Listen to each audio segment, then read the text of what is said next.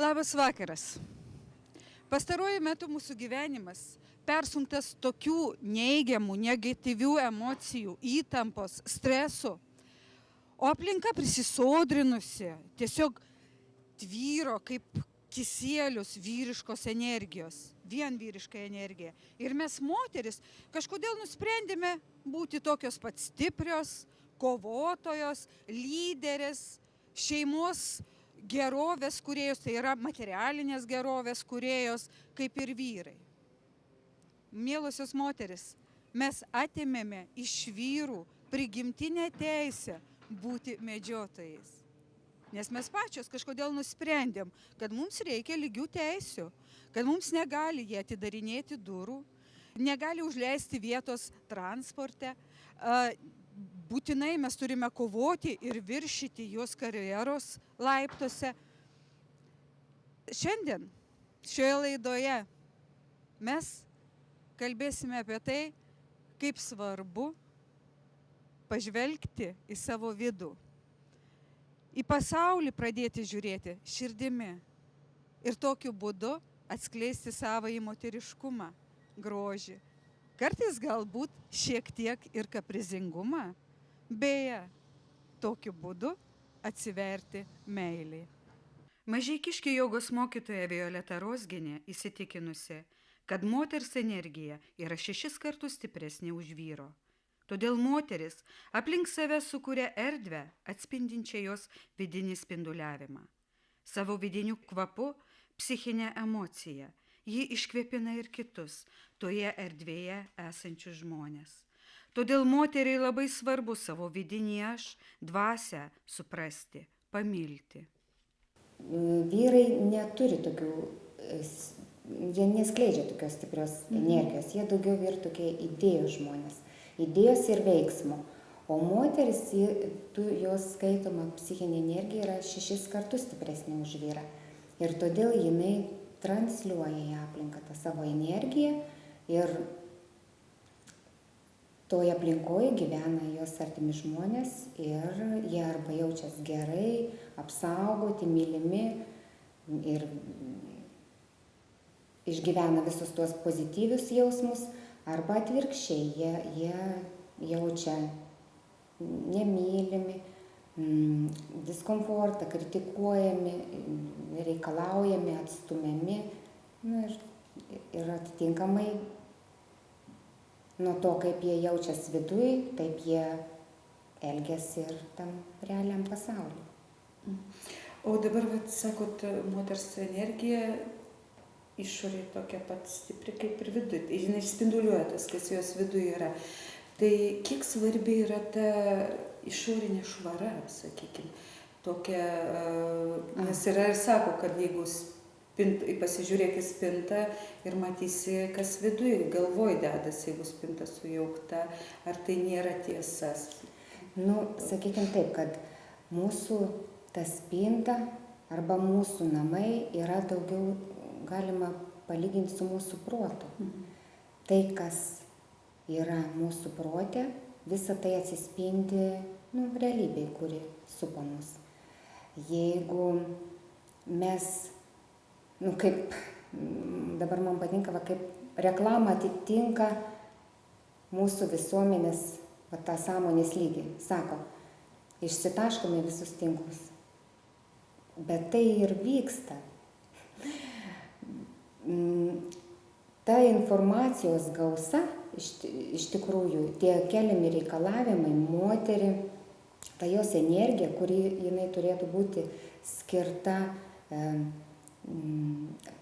užpildyti savo vidų ir išskleisti savo artimiausią aplinką, jinai kaip per kiaurą rėtį netenka jos dienos bėgi. Ir tada jinai nebeturi ko duoti iš tikrųjų. Bet jūs pati užsiminėt reklamą. Reklama skatina vartotojišką mūsų gyvenimo būdą, ne tik įsitaškymą šitą, sakykime, išvalą, bet ir vartotišką kaupimą jūsų erdvėje daiktų. Taip, nes reklama kas yra? Reklama yra aistra, gyvenimo būdas aistroje. tave tie įspūdžiais, įvairiais potyriais tave tarsi dirgina, stimuliuoja ir skatina tavyje norą tai turėti. Ir kai tavyje gimsta tas noras, tu jau savo tarsi nelabai bepriklausai, tampi automatiškas, sieki visą tai turėti, nesusimastydamas, ar iš tikrųjų tau to reikia. Ir tik sumažinus, turint savyje tokį sąmoningumą, stebėjimą savęs, giliau save pažįstant, savo protą stebint, savo jausmus, tada tu save tik atskiri, kad čia tu esi tu tikras, o tai paėmei kaip tikėjimą iš kitų žmonių, iš tėvų, iš visuomenės. Juk mes viską, kai maži buvom, paėmėm, mums pasakė ir mes to patikėjom ir mes niekada netikrinom gyvenime, ar tai yra tiesa. Ir joga moterims galbūt ir yra labiau ugdo savyje tuos tokius asmenybės svertus, kurie padeda pasitikrinti, kas yra tiesa, kas yra gryna, kas yra tikra, o kas yra tik tais, tokia informacija, kurią tu paėmėjai ir patikėjai. Bet man yra labai tikra, kai aš turiu tuos visus virtuvinius kombainus, sakykime, pas mane daug visokių prabangių indų, daiktų, ateina kaimynė ir aš galiu prieš ją tai pasirodyti, kiek aš visko turiu, kaip gausu, daikteliai aplinkui ir aš visą tokia turtinga, tokia materialiai, labai gerai apsirūpinusi, vadinasi visuomenėje aš užimu gerą. Bet taip, tada jūs atrodote laiminga, bet ar iš tikrųjų tokia esate? O kaip bandyti suvokti, esu laimingas ar ne? Ne, jūs galite įsivaizduoti ir kurį laiką prieš kitus vaidinti. Daug yra tokių moterų, kurios ir gražiai atrodo, ir viską pasiekusios, ir dar jeigu gražiai save pateikia, žiūrint iš šalies atrodo, kad joms nieko netrūksta. Bet jeigu pažiūri įdėmiau į jų gyvenimą, vis tiek pamatai šalia jų, sakykime, nelaimingą vyrą, ar išgeriantį, ar vaikus turinčius kažkokių problemų. Vis tiek tai įdėmų žvilgsnį metant galima tai pamatyti. O jeigu dar su tokiu žmogum pašnekėtum atvirai, jeigu pavyktų jį atverti taip, kad jis kalbėtų iš širdies, jis aišku visada pasakytų, kad jisai turi labai skaudžių dalykų, išgyvenamų viduj. Galbūt, sakykime, jisai gali jų nežinoti, kad jis išgyvena, nes jis niekada savo vidų nežiūri. Dažnai tai būna, ateina moteris į jogą ir sako, oi, kaip taip galima, ar taip galima žiūrėti savo vidų, aš galvoju, kad nieko daugiau nėra apart to, ką matai. O dabar vėlgi moteris vis taip sustiprino tą įspūdį. Gal šalia jos vyras nelaimingas ir dėl to geria, ar vaikai nelaimingi ir kažkur nuklysta. Palaukit, tai aš nelaiminga dėl to, kad vyras šalia manęs geria ir aš nelaiminga, kad vaikai manęs neklauso. Argi moteris tokia stipri ir vyrą nelaiminga daro, gal vyras moterį nelaiminga? Čia yra, taip kalba kiekvienas žmogus, mes iš tikrųjų visi esam tik paprasti egoistai ir niekada nemėgstam žiūrėti į save, prisimti atsakomybę už savo gyvenimą. Visada geriau sakyti, kad aplinka kalta, pradedant nuo tėvų, nuo vyro, nuo blogų vaikų. Iš tikrųjų, dvasinė praktika, dvasinis asketizmas toks prasideda pirmiausia nuo to, kad suprantam, kad mes patys esam savo, kaip lietuvių liaudies patarlė sako, laimės kalviai. Ir iš tikrųjų mes galim pakeisti vieną žmogų pasaulyje, bet kai moteris yra aistroje, ji nori pakeisti pirmiausia vyrą, vaikus, o save jinai skaito tobulą, nes taip jau moteris yra padaryta, kad jinai kaip seselė labai gerai mato, kuo serga visi. Tik tais niekada ir nori svarbiausia pataisyti juos, nes jinai mano, kad žino kaip. Bet jinai gali visą aplinką, visą tą erdvę, joje gyvenančius žmonės įtakoti. Iš tikrųjų jinai turi tą galią, bet įtakoti jinai gali keisdama save, nes mes žmonės esam tokie kaip susisiekiantys indai, kaip chemijoje, jeigu prisimenam, tikriausiai mokinomės kažkada labai seniai. Ir žiūrėti verta, koks turinys yra tavo tame inde. Ir kai tu jį harmonizuoji, iš tikrųjų pasikeičia ir visi, kurie su tavo turiniu sąveikauja. Tai vis dėlto pakeisti mes galim tik vieną žmogų. Tai yra patys save. O ką reiškia pažiūrėti save vidų? Jūsų atsakymai jau yra. Organai, yra viduriai ir visa kita. Ką reiškia į vidų žiūrėti? Tai tik į vidų žiūrėti reiškia, mes kiekvienas iš tikrųjų turim savo ir vidinę erdvę. Toje erdvėje gyvena mūsų mintis ir jausmai.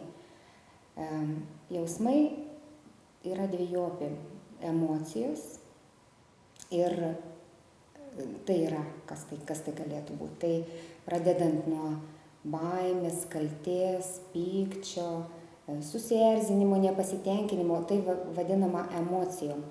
O jausmas būtų kaip ir vienas, toks pastovus. Iš tikrųjų, tai yra tai yra meilės jausmas viduje.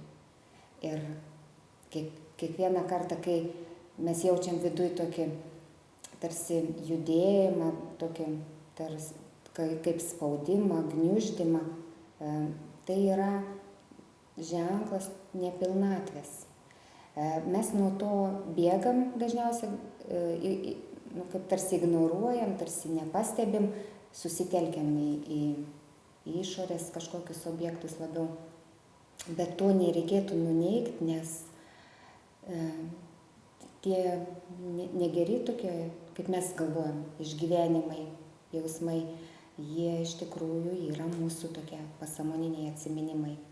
Ir jeigu mes jų nepripažįstam, mes taip ir iš jų ir neišsivaduojam. Visas moteris, merginas, siekiančias save kurti kaip gražią, harmoningą asmenybę, Violeta kviečia mokytis kompleksinės intensyvios jogos. Nemokamos jogos pamokėlis vyksta Violetos jogos studijoje, Klevų gatvėje numeris 37, kiekvieną antradienį ir ketvirtadienį nuo 18:30. Jūs, Violeta, kviečiat moteris nemokamiems jogos kursams. Kodėl jūs tai darot? Man liūdna yra, kai aš matau, tokį. Iš tikrųjų, kas vyksta su žmogiškų būtybių sąmonė, kad jinai užuot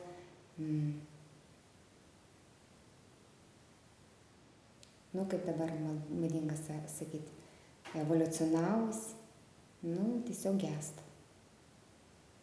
Gęsta ir kodėl aš tai darau moterims? Todėl, kad iš tikrųjų moteris yra tas pamatas, į kurį remias visa visuomenės sveikata, ir dvasinė, ir fizinė. Ar daug moterų ateina pas jūs? Negalėčiau pasakyti, kad daug, nes galbūt dar yra patogu nesiimti tos atsakomybės. Tiesiog sakyt, kad aš laiko neturiu. Taip. Tiesiog manęs... Ir dar man labai visą kažkaip keista yra, kad moteris nejaučia, moters atsakomybė iš tikrųjų yra ne tai, ką jinai daro. Vyro atsakomybė yra tai, ką jis daro. Moters atsakomybė yra tai, ką jis šneka. Ir va čia yra labai didelė nešvara. Ir kada mes leidžiam savo kalbėti bile ką ir bet kaip. Nes esu pastebėjęs, kad moteris ir kalba, jos kalba taip iš gerklės ir protas gerklė. Taip tuščiai iš čia.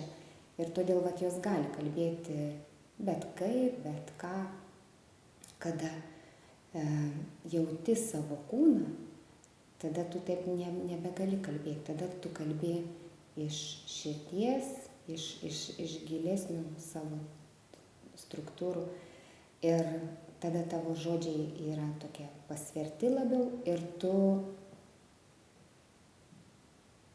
atsakai už juos. Nes iš tikrųjų moteris ir atsako už savo žodžius.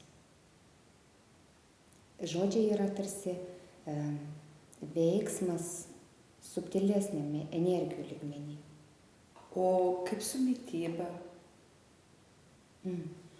Mityba, aišku, atitinka.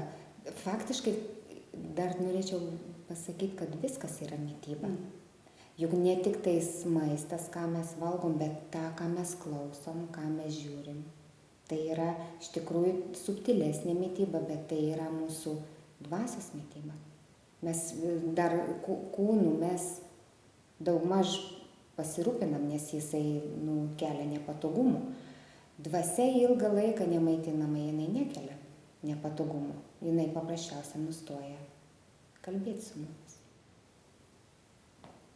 O kad jinai kalbėtų, joga ir yra vienas iš tokių būdų, kaip prisiliesti prie jos, kaip atsigaivinti ten prie tų šaltinių.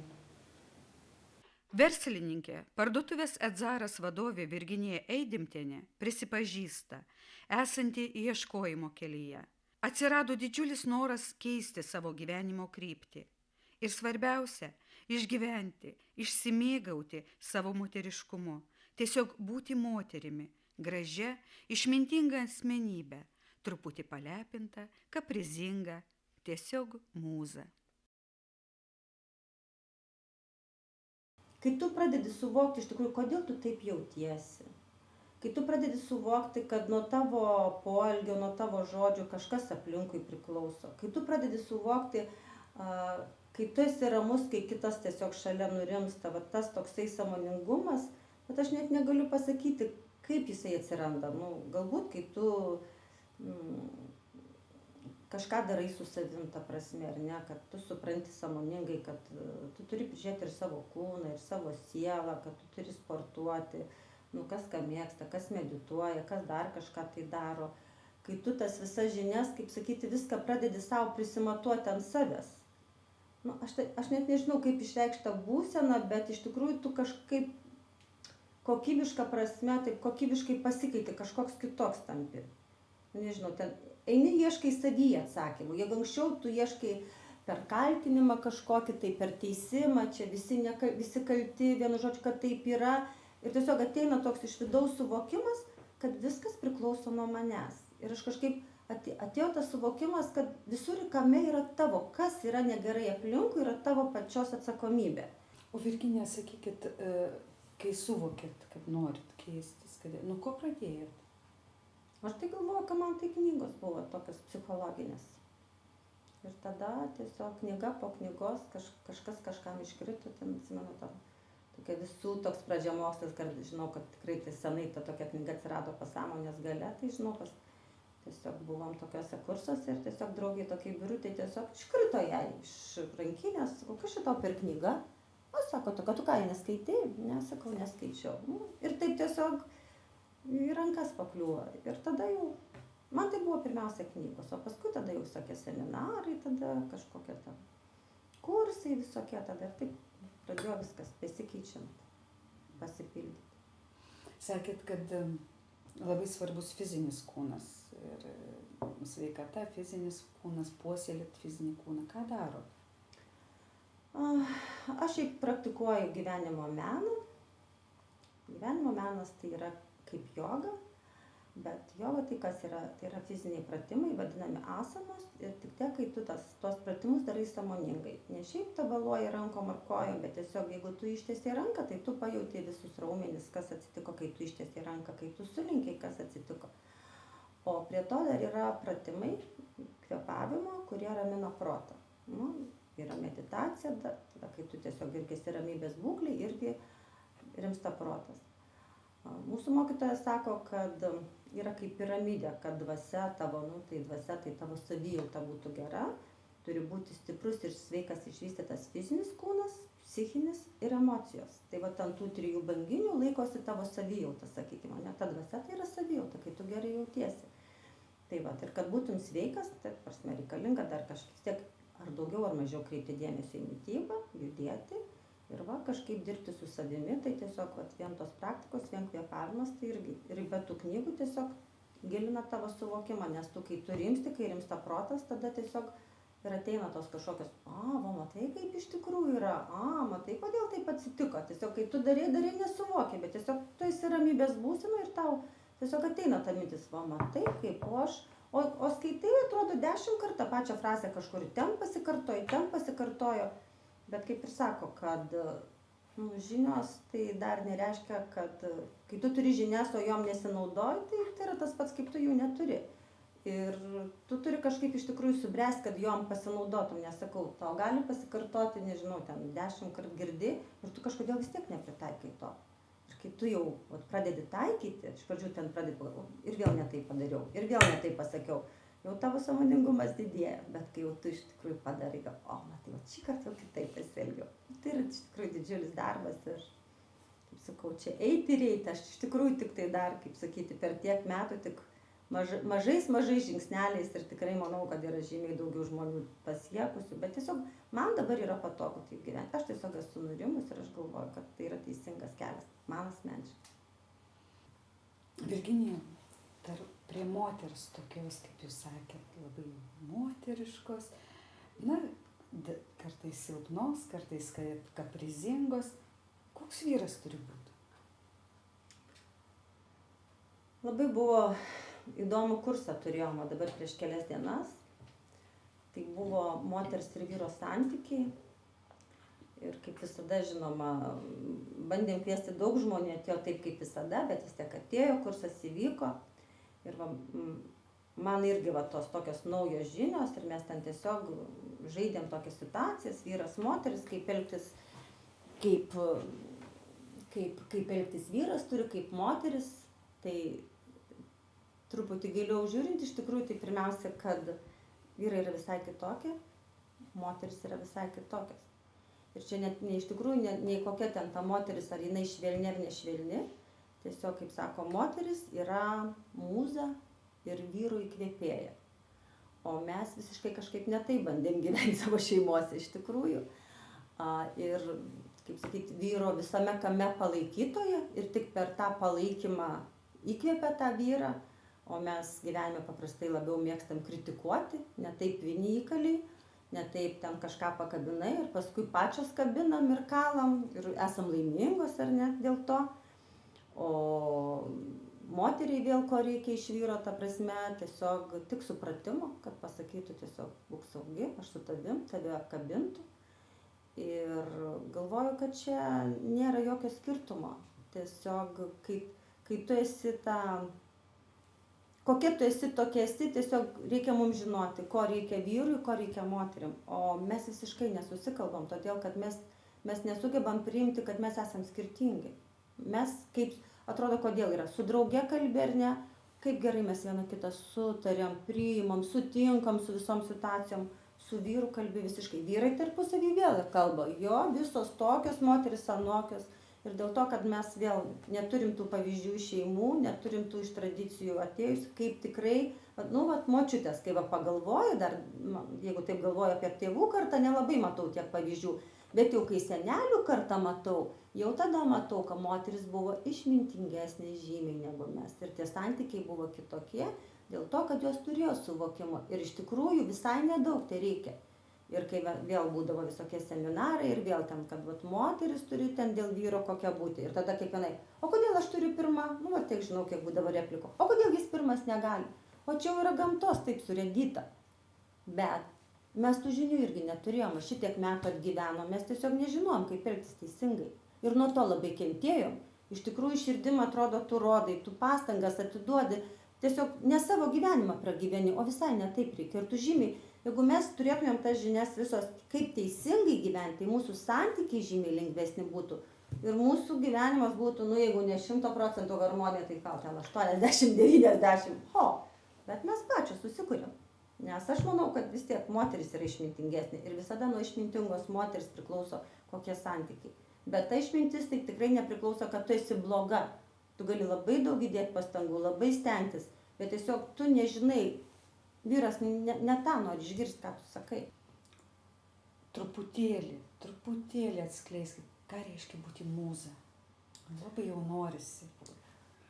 Tai va, būtent tam seminare vat, ir tą pasakė žodį mūza ir įkvėpėja. Tai ir iš viso mes moteris esam, na, aš galvoju, rusų tautos moteris dar labiau tą moteriškumą išlaikė negu lietuvės.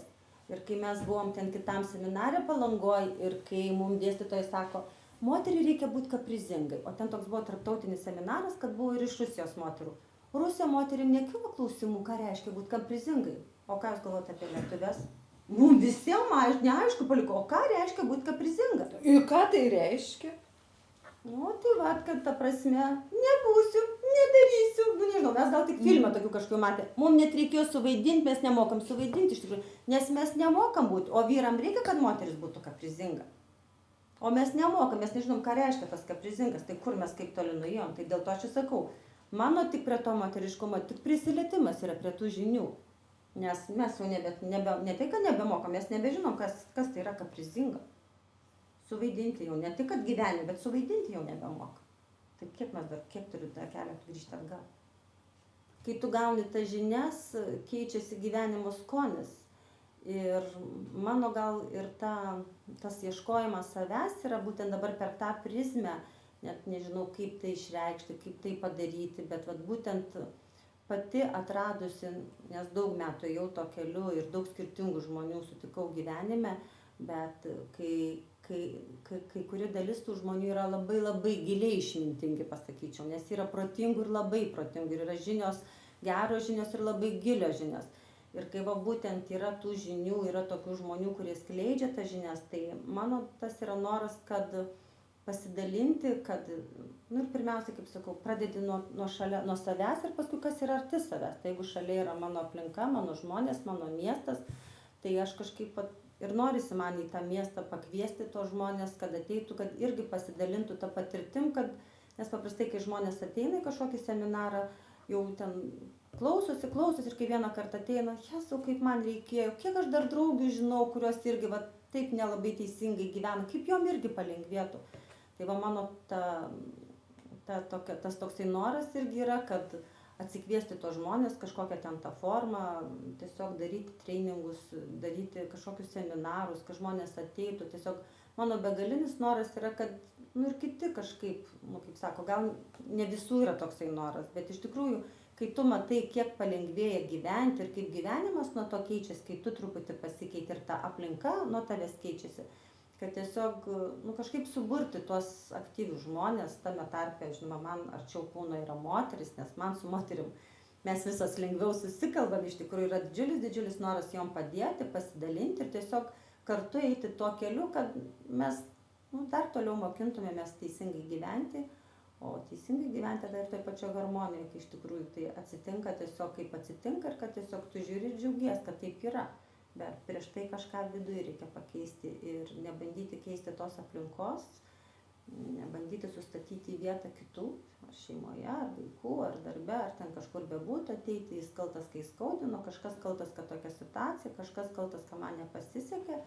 Ir aš galvoju, kai mes visi pradėsim savyje ieškoti ir tada tiesiog keisis pati visuomenė ir tiesiog mums visiems bus maloniau gyventi. Ir tegu vyksta ten, kas vyksta, bet mes gyvenam šiandien, čia ir dabar, ir tiesiog ta kiekviena šventė, tas kiekvienas pokytis, man atrodo, tiesiog atneša į širdį tą ramybę dėl to, kad, kažkas yra gero. Ir kai tu neakcentuoji tą blogį, o tiesiog stengiasi tiesiog dorai užsidirbti ir padėti dar kitam užsidirbti, pačiam nurimti ir padėti kitam nurimti, tada ir ateina, tu tiesiog supranti, kad tai yra laimė. Tiesiog yra gera.